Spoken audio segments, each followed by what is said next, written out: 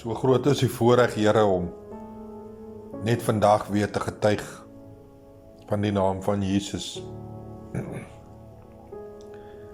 Here, in hierdie wêreld waar daar so baie seer is, waar daar so baie geweld is,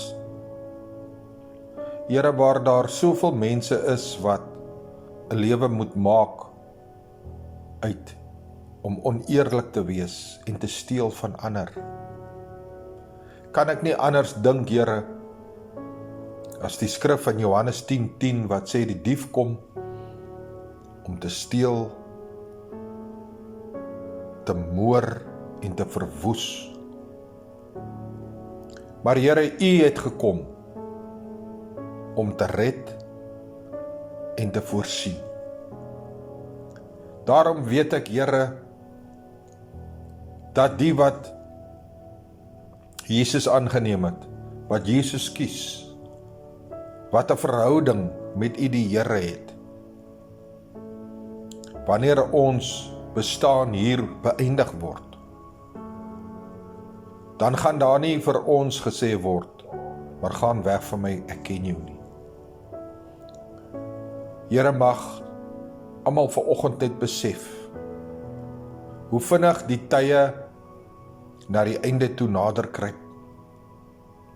Ons kyk net na die liefde in die mens wat verkoel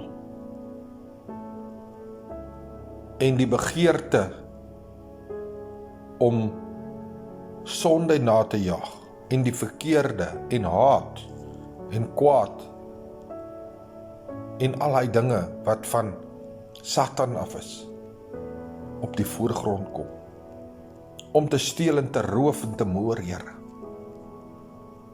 My gebed vandag is, Here, 'n gebed van dankbaarheid, 'n gebed van baie dankie, Here, vir U Gees, wat ons kan versterk, en Jesus, wat ons lief het, maak nie saak wat. En Here, dat ons vanoggend en vandag net kan getuig van die grootheid van Christus Jesus en die geregtigheid wat plaasgevind het aan die kruis van Golgotha. Here, mag U bloed ons reinig, Here. Mag die bloed aan die kruis wat gestort is ons beskerm teen hierdie aanslag. Want Here, U getuig tog tereg in Psalm 91, al val 10.000 aan jou een kant en 2.000 aan die ander kant, naby jou sal dit nie kom nie. En Here, so goed weet ons dat U gee die engele aangaande ons opdrag om ons te bewaar, ons te help, ons te beskerm, Here. Here, dankie vir U liefdesdaad aan die kruis van Golgotha. Vir elkeen wat dit wil hê, en ons weet dat ons wil moet by U wees, Here. Ons doen dit nie om gesien te word nie. Ons dien nie Jesus Christus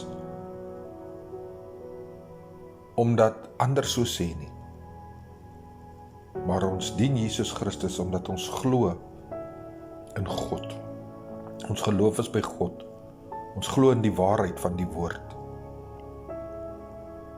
Here, seën dan elke oor wat vanoggend hoor, en vir die wat nog nie Jesus Christus ervaar het nie, mag die Heilige Gees dit in hulle harte deponeer, Here.